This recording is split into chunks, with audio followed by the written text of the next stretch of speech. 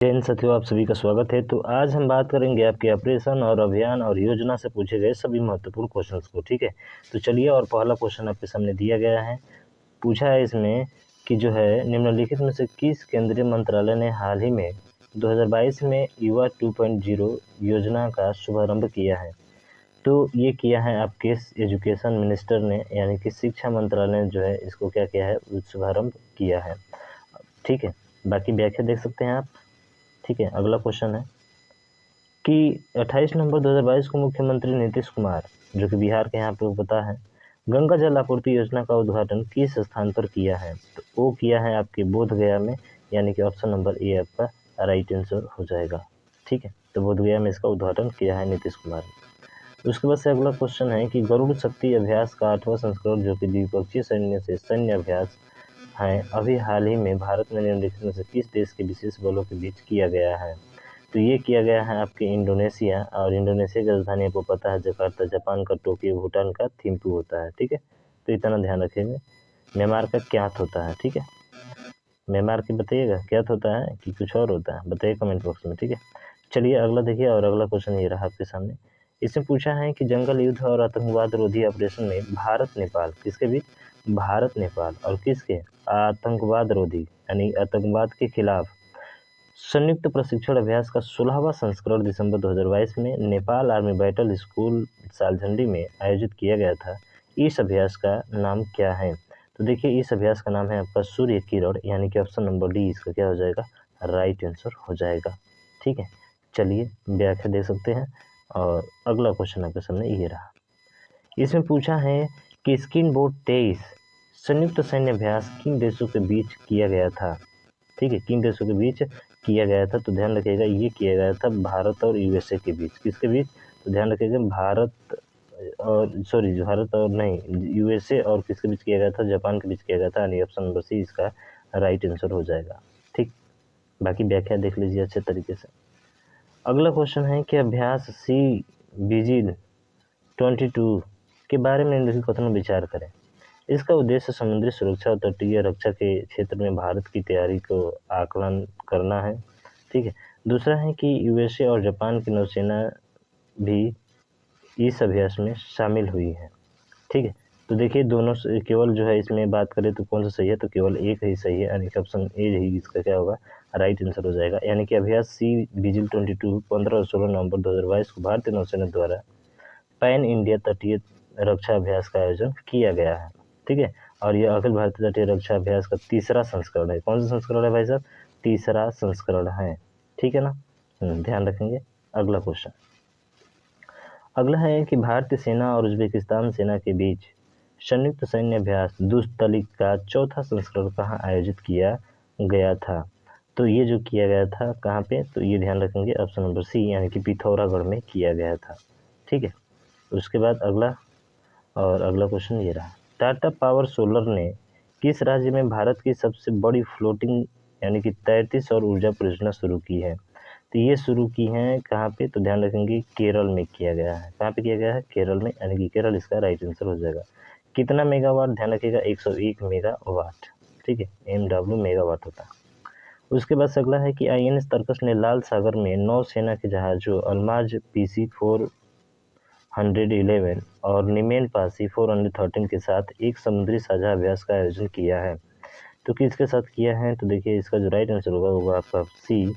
बात करें तो कौन सा, यानी कि सूडान। कौन है भाई साहब? सूडान है, तो सूडान इसका राइट आंसर हो जाएगा। ठीक है, उसके बाद अगला तो देख लिए भाई साहब, उपभोक्ता जागरूक यानी कि जागृति निम्नलिखित में से किस क्षेत्र से संबंधित शुभंकर है? तो ध्यान रखिएगा वो है किस क्षेत्र से, उपभोक्ता जागरूकता है, कंज्यूमर अवेयरनेस। ठीक है, उसके बाद अगला है निम्नलिखित में से किस भारतीय राज्य ने नारी को नमन नाम से नई योजना का शुभारंभ किया था? तो ये किया था आपका हिमाचल प्रदेश। ठीक है, यानी कि ऑप्शन बी इसका राइट आंसर हो जाएगा। उसके बाद अगला है कि प्रधानमंत्री नरेंद्र मोदी ने निम्नलिखित में से किस जिले में डॉक्टर संपूर्णानंद स्पोर्ट्स स्टेडियम में एक कार्यक्रम में 1800 करोड़ रुपए की योजनाओं का उद्घाटन और शिलान्यास किया है? तो ये किया है आपके मेरठ में। कहाँ पे? मेरठ में, यानी कि ऑप्शन डी जो होगा इसका राइट आंसर हो जाएगा। सॉरी, ऑप्शन डी नहीं भाई साहब, हम भी क्या हो गया यार, हाँ ध्यान रखिएगा ये है आपका वाराणसी, ऑप्शन ए जो है राइट आंसर हो जाएगा। उसके बाद अगला, निम्नलिखित में कौन सी राज्य सरकार सिंगल एंट्री मल्टीपल एग्जिट के विचार पर एक एजुकेशन टाउनशिप बनाने की योजना बना रही है? तो वो है आपके उत्तर प्रदेश, अपना उत्तर प्रदेश, ठीक है। उसके बाद से छात्र उपस्थिति के लिए एक नया डिजिटल प्लेटफॉर्म कैंपस पावर किस बैंक द्वारा लॉन्च किया गया है? तो ये लॉन्च किया गया है आपका ICICI बैंक के द्वारा, ठीक है। उसके बाद से अगला है कि किस निम्नलिखित में से किस देश ने अगस्त 2022 में ताइवान के आसपास अपना अब तक का सबसे बड़ा सैन्य अभ्यास किया है? तो ये किया है आपका चीन, ठीक है। चीन की राजधानी कहाँ है? बीजिंग। इसका करेंसी क्या होता है? कमेंट बॉक्स में बताइए, ठीक है। उसके बाद से भारतीय सेना ने जुलाई 2022 में नामक एक अखिल भारतीय संग्रह उपग्रह संचार अभ्यास का आयोजन किया था। वो कौन सा था? तो वो था आपका बी स्काई लाइट। कौन सा था? स्काई लाइट था। उसके बाद 17वां क्वेश्चन है कि महोत्सव के तहत बढ़े चलो अभियान निम्नलिखित में से किस केंद्रीय मंत्रालय द्वारा शुरू किया गया था? तो ये शुरू किया गया था आपका संस्कृति मंत्रालय द्वारा, ठीक है, संस्कृति मंत्रालय द्वारा। उसके बाद अगला है कि विश्व स्वास्थ्य संगठन की 2025 पहल पर केंद्रित है। तो वो केंद्रित किस पर है? तो ध्यान रखेंगे वो है आपके ऑप्शन नंबर बी मलेरिया उन्मूलन के लिए, ठीक है। WHO के अनुसार आपको पता है कि 7 अप्रैल को विश्व स्वास्थ्य दिवस मनाया जाता है, ठीक है। हाँ ध्यान रखिएगा स्वास्थ्य दिवस 7 अप्रैल को। आत्मनिर्भर भारत योजना किस वर्ष प्रारंभ की गई थी? तो इनमें से कोई नहीं होगा, यानी कि ऑप्शन नंबर इसका डी राइट आंसर हो जाएगा। कब की गई? तो ध्यान रखिएगा 2020 में की गई थी, 12 मई को, ठीक है। उसके बाद से भारत और सऊदी अरेबिया के मध्य अब तक के पहली बार सैन्य अभ्यास का नाम बताइए। तो भारत और सऊदी अरब, तो देखिए इसके बीच जो है वो है अल मोहम्मद अल हिंदी 2021, ठीक है। उसके बाद अगला है कि सभी कोविड-19 टीकाकरण की पूर्णता को सुनिश्चित करने के लिए शुरू किए गए अभियान का नाम क्या है? तो वो है कौन सा? ध्यान रखेंगे तो वो होगा आपका ऑप्शन नंबर ए। ये बोले तो कौन सा हो जाएगा? ये होगा आपका हर घर दस्तक अभियान 2.0, ठीक। फिर अगला है सुनंदिनी कार्यक्रम संबंधित हैं। तो देखिए सुनंदिनी कार्यक्रम जो संबंधित है वो किससे संबंधित है? तो आंगनबाड़ी कार्यकर्ताओं से। क्या? आंगनबाड़ी कार्यकर्ताओं से, ठीक है। उसके बाद से अगला है कि जीवंत ग्राम कार्यक्रम के संबंध में सही कथन का चयन कीजिए। जीवंत ग्राम कार्यक्रम के संबंध में सही कथन का चयन करना है। तो देखिए ये जो है कौन सा है? यहाँ पे देख सकते हैं, ये ध्यान रखिएगा, इसका डी ऑप्शन होगा, यानी कि यह उत्तरी सीमा पर सीमावर्ती गाँव के विकास के लिए है, ठीक है। उसके बाद से अगला क्वेश्चन यहाँ पे दिया गया है, चलिए इसको देख लेते हैं। हिंदी इसका क्या है कि निम्नलिखित योजनाओं पर विचार कीजिए तथा उनके कालक्रम के अनुसार व्यवस्थित कीजिए। National digital health mission, Namami Gange, startup India, skill India. तो इसका होगा क्या?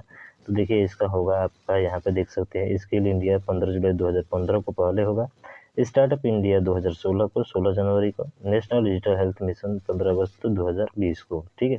तो ये इसका कार्यक्रम होगा, तो ध्यान रखेंगे इस चीज़ को, ठीक है। नमामि गंगे कब था? 2014 में। उसके बाद से बात करें कि इसके द्वारा ऑपरेशन संकल्प प्रारंभ और कार्यान्वित किया गया। तो ये किया गया था आपके ऑप्शन नंबर सी भारतीय नौसेना के द्वारा, ठीक। तो उसके बाद से अगला है कि ऑपरेशन फ्लड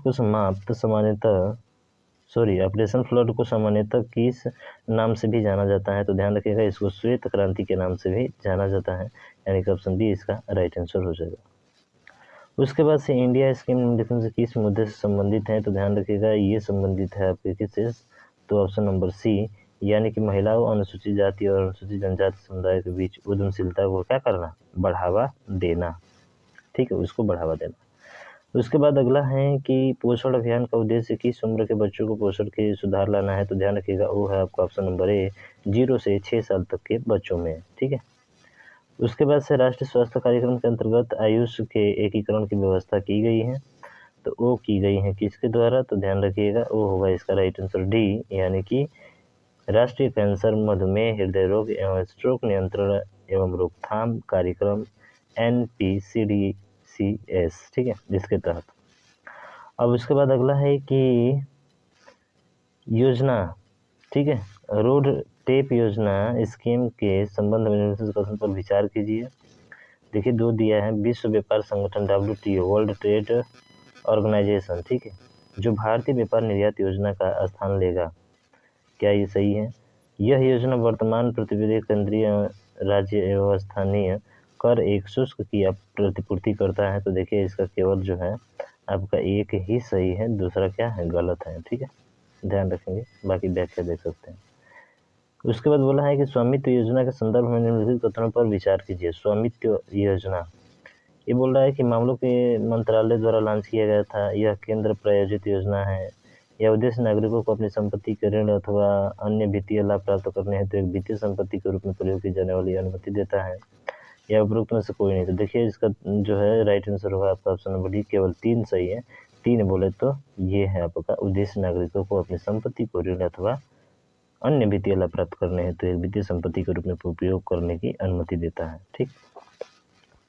उसके बाद अगला देखते हैं, और अगला है निम्नलिखित किस ऑपरेशन के अंतर्गत भारत सरकार द्वारा भारत के मेडिकल छात्रों को यूक्रेन से भारत लाया गया था। तो ध्यान रखिए वो है ऑपरेशन गंगा आपका, इसके तहत जो भारत को यूक्रेन से वापस लाया गया था, ठीक है, ऑपरेशन गंगा के तहत। उसके बाद से अगला है कि किस देश ने दुनिया का सबसे बड़ा साइबर अभ्यास लॉकड शील्ड 2022 जीता है। तो ये जीता है आपका फिनलैंड। फिनलैंड की राजधानी कहाँ पे है, हेलसिंकी के, ठीक है। चलिए देख सकते हैं व्याख्या। उसके बाद से भारत माला परियोजना के संबंध में इनसे कौन सा प्रश्न सही है। देखिए इसमें देखते रहिए, इसका कथन सही जो है वो है कौन सा, तो ध्यान रखेंगे, यानी कि ये स्टार वाला है।